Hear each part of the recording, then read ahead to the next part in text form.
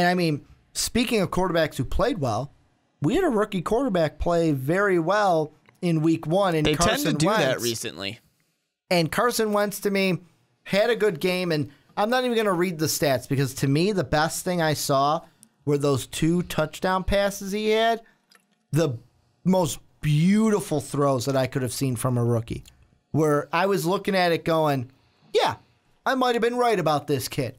Might have been right that he's going to turn into something. Not saying like this year he's rookie of the year, even though that was a bold prediction of mine, but down the road could turn into something special for an NFL team.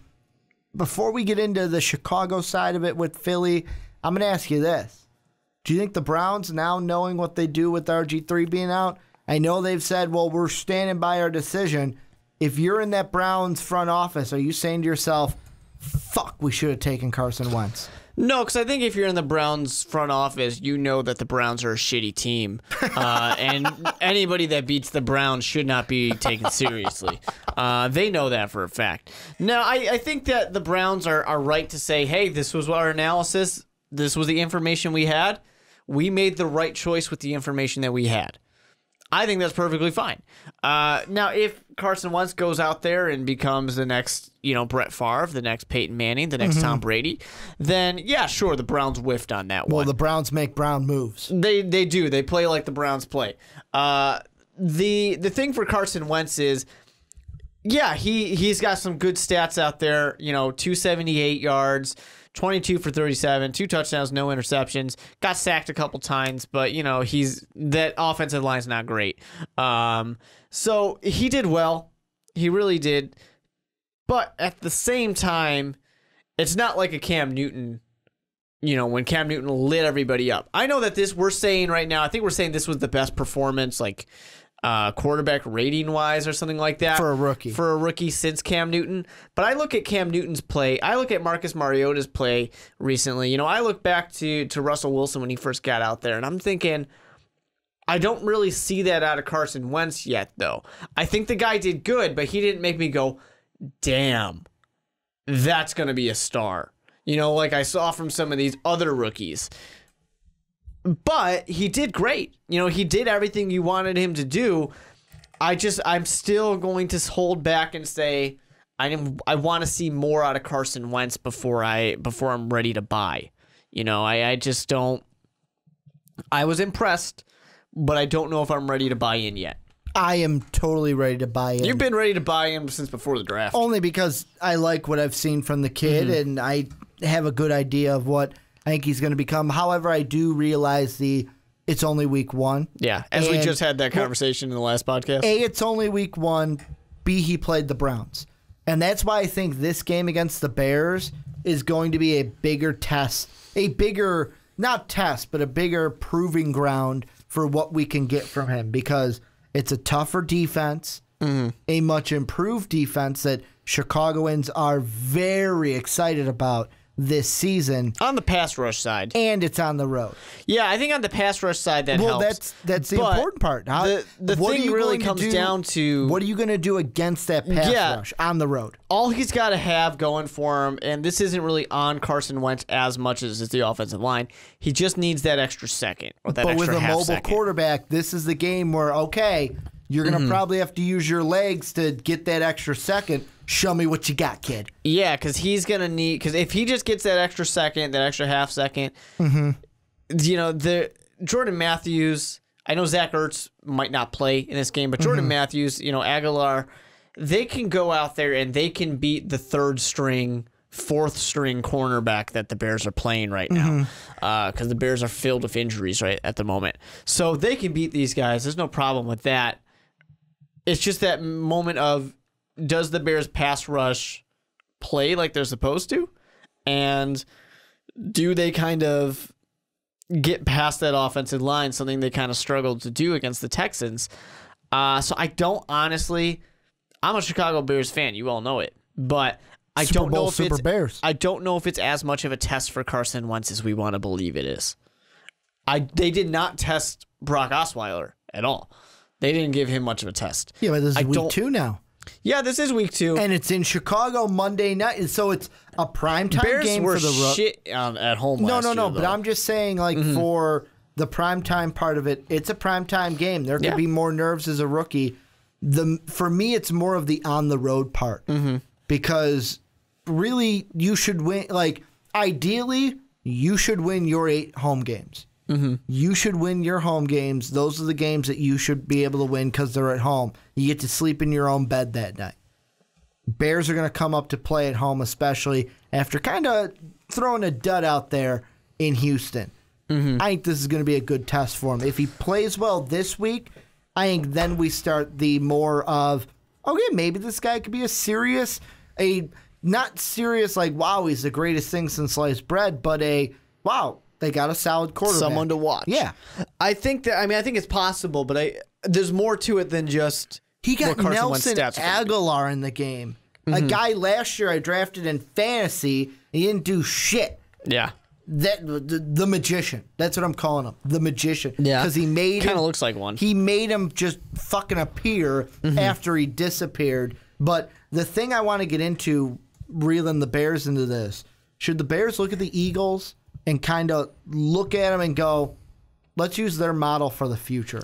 Let's go find a quarterback that can eventually be like a Carson Wentz for us. Because the big thing, and Shannon Sharp was on the Herd, and they talked about it.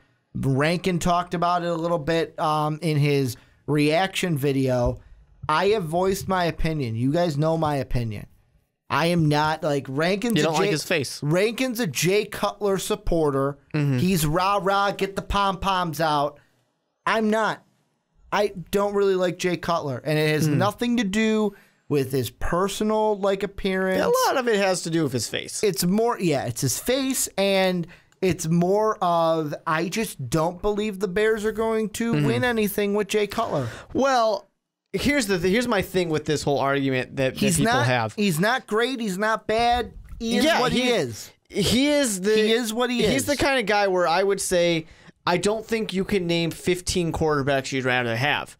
But at the same time, I can have people say the same thing to me. Yeah, but I can't name 15 quarterbacks that I definitely would not rather have. What I'm saying is he's exactly kind of in the middle for a lot of people. He is a guy who is completely in the middle. But for Chicago right now, the whole argument of should they look for something for the future? Do they need to do something? Should they be grooming a guy? Well, no fucking duh, they should be grooming a guy. He's 33 years old.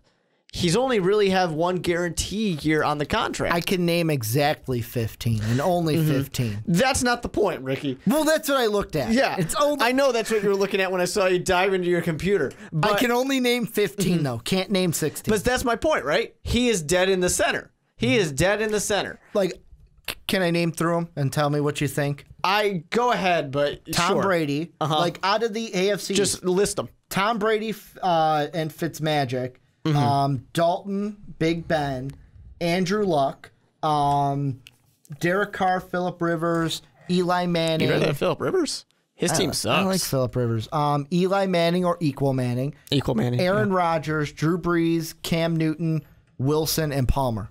I wanted to say Stafford and Romo, but really when you look at it, those two quarterbacks are exactly the same Cutler. situation. Yeah, they're Cutler. The only person I would bump out of that is Phillip Rivers.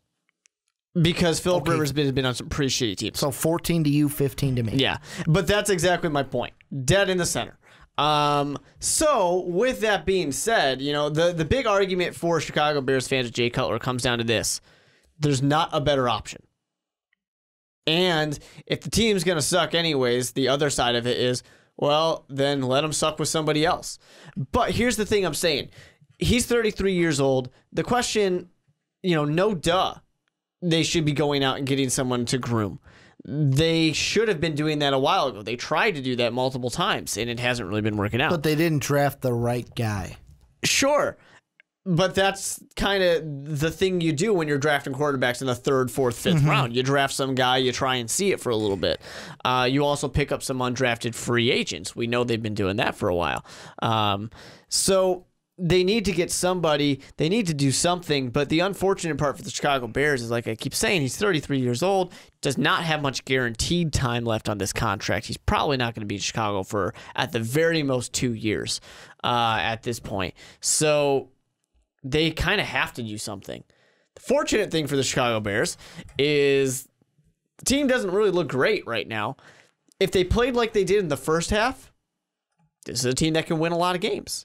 If they played like they did in the second half, this is a team who's going to go and win 16. And Kevin White can't run a simple out route, and Jay Cutler throws an INT. That one, I will say, was on White. Yeah, that was Kevin White being like, oh, maybe I should have studied in that year off I had. But there was a lot of issues, and I actually... I stand behind this almost all the time of Jay Cutler deserves quite a bit of the blame, but always gets a lot more than he deserves.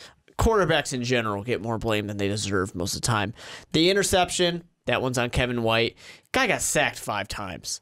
That's never the fault. Well, I should say it's never the fault of the quarterback, but when the Bears' offensive line has been known to be shitty for years now, it's getting better. In our group text that we have at MVP, Mike Rankin did call me out when I said that the offensive line was shit. And he's like, well, it's just the tackles that are bad, really.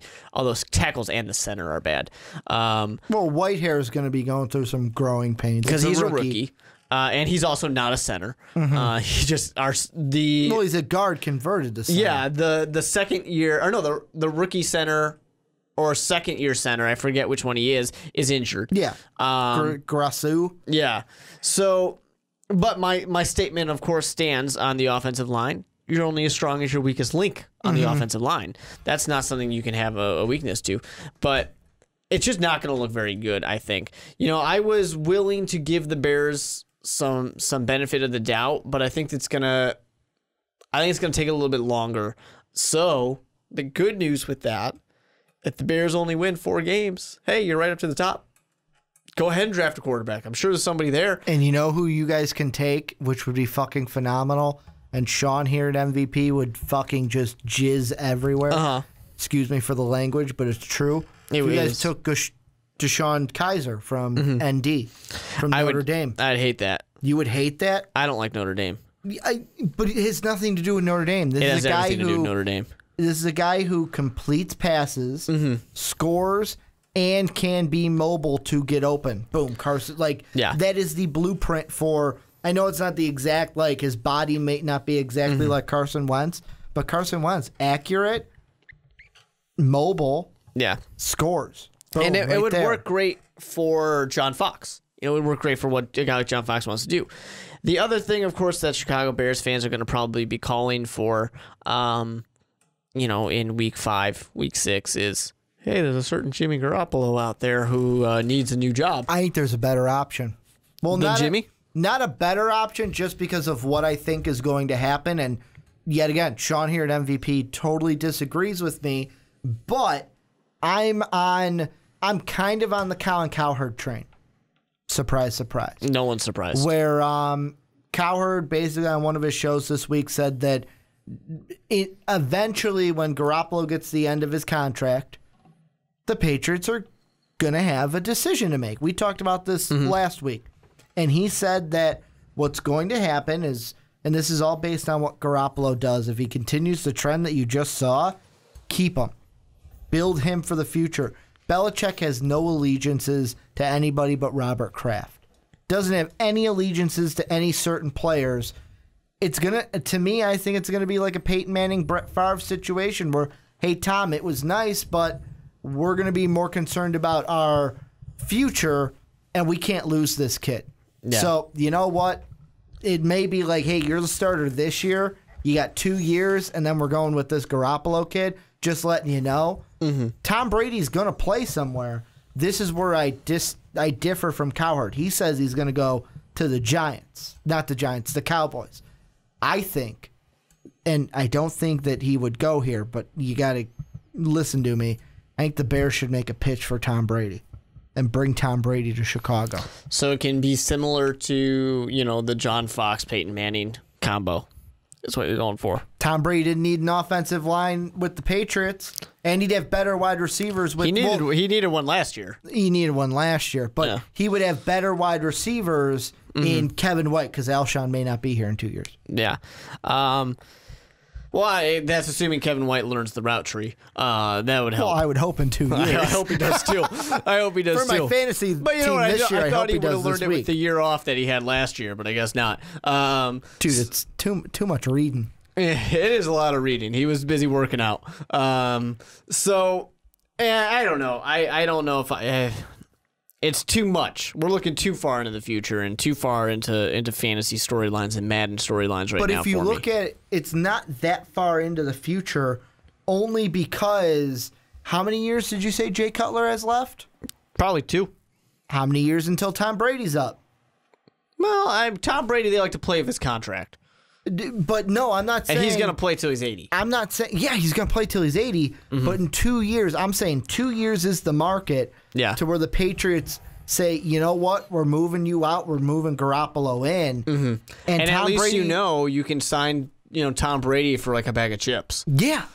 And that's the thing. Why not go for a Tom Brady? Even if you have a young quarterback under, the Bears would totally take Tom Brady. Like, let's say that last year with Cutler, you have a rookie quarterback. Well, look at how many years Aaron Rodgers sat before he came into the league and actually started. You can have him sit behind Tom Brady and get the phase of the game. I'm not saying learn from Tom Brady. Yeah, Tom Brady's not teaching him shit. Garoppolo learned by watching, it looked like, because he's looking the part, acting the part, saying all the right lines. He's basically Tom Brady after that win on Sunday night.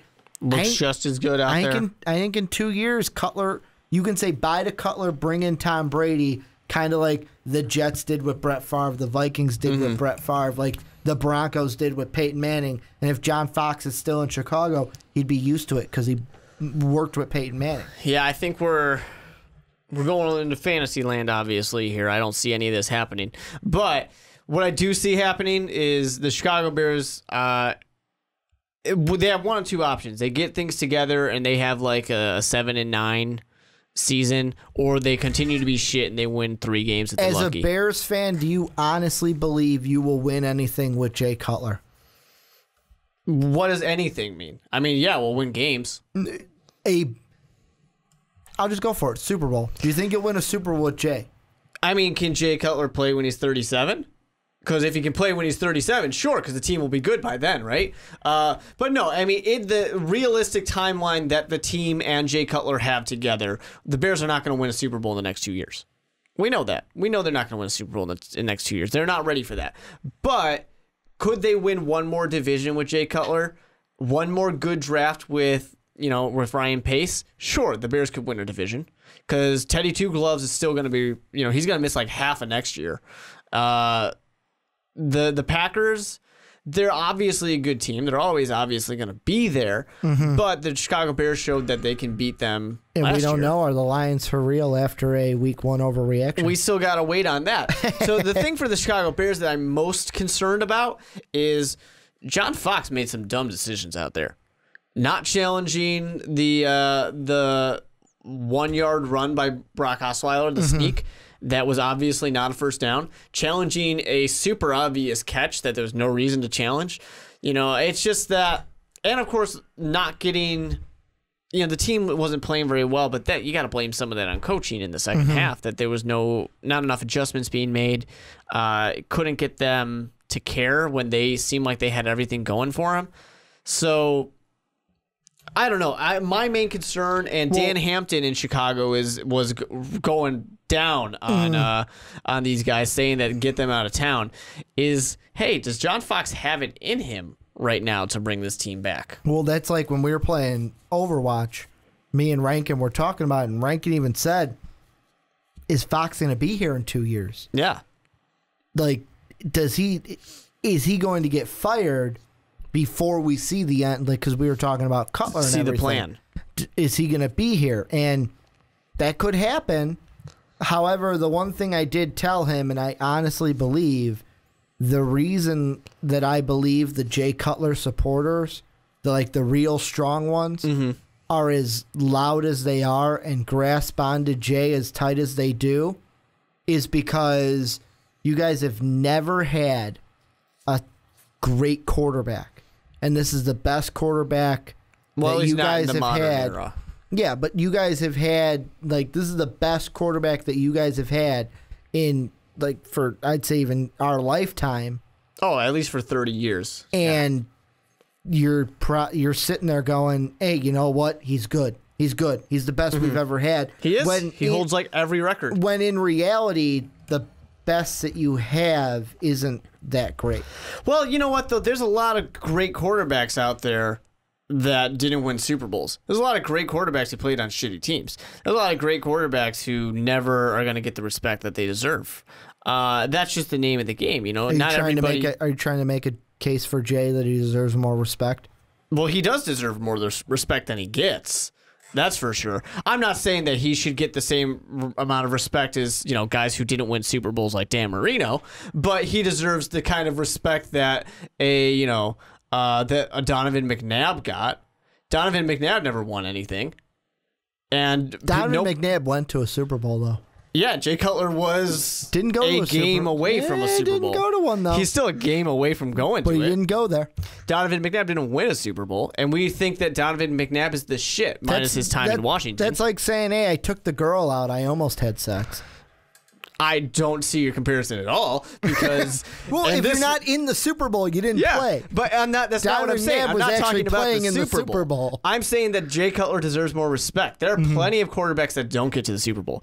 Trent Dilfer won a Super Bowl, Ricky.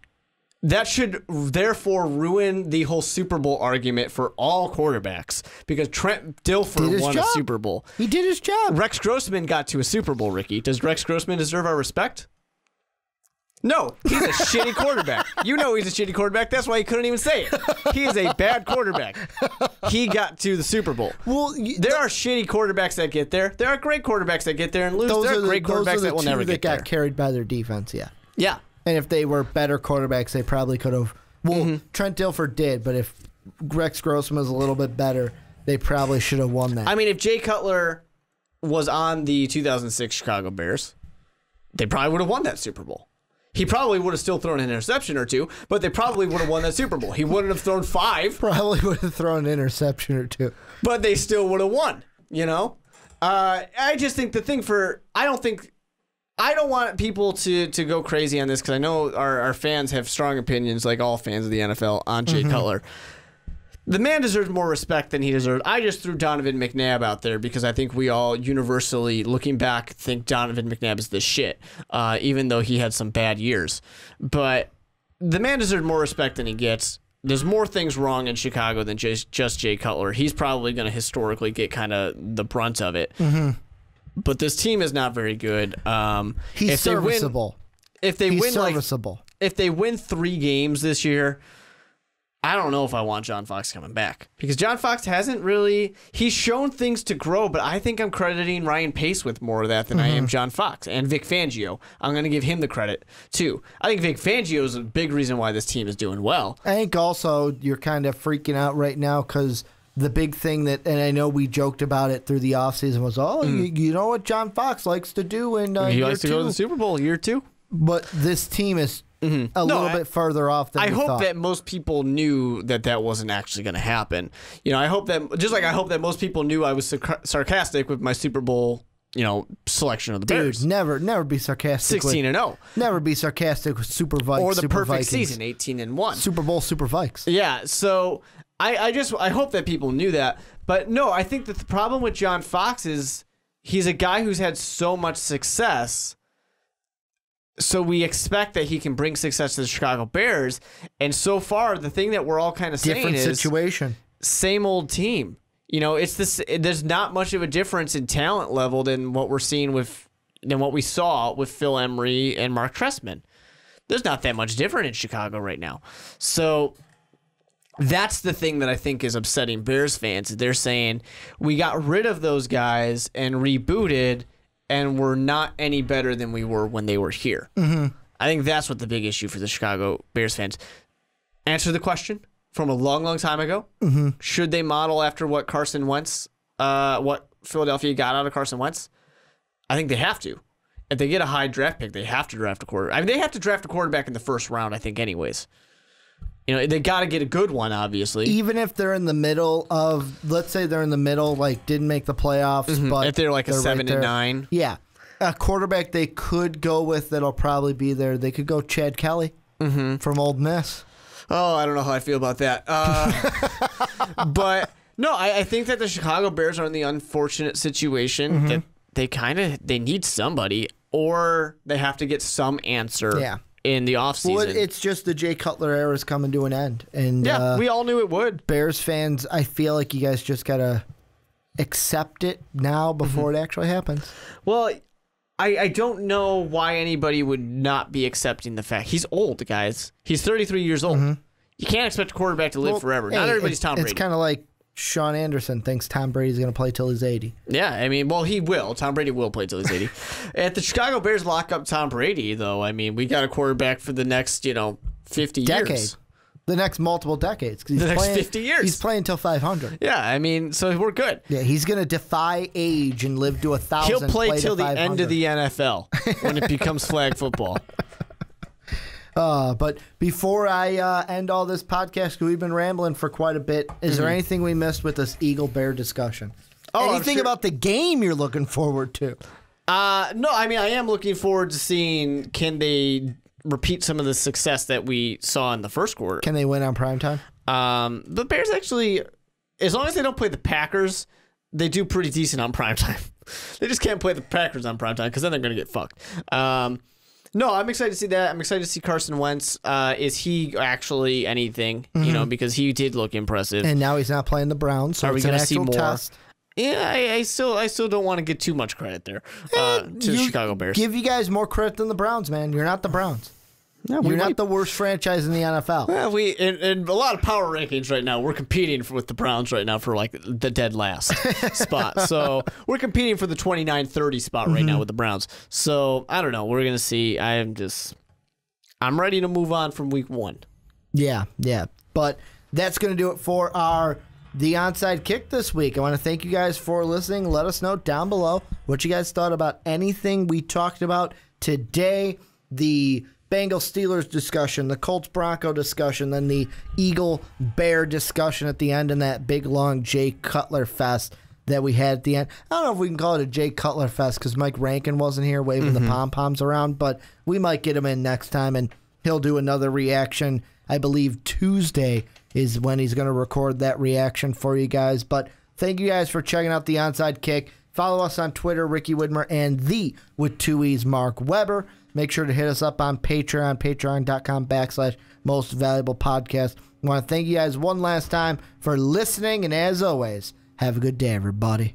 Thank you for listening to this MVP podcast. Follow us on Twitter @mostvaluablepod for more great podcasts.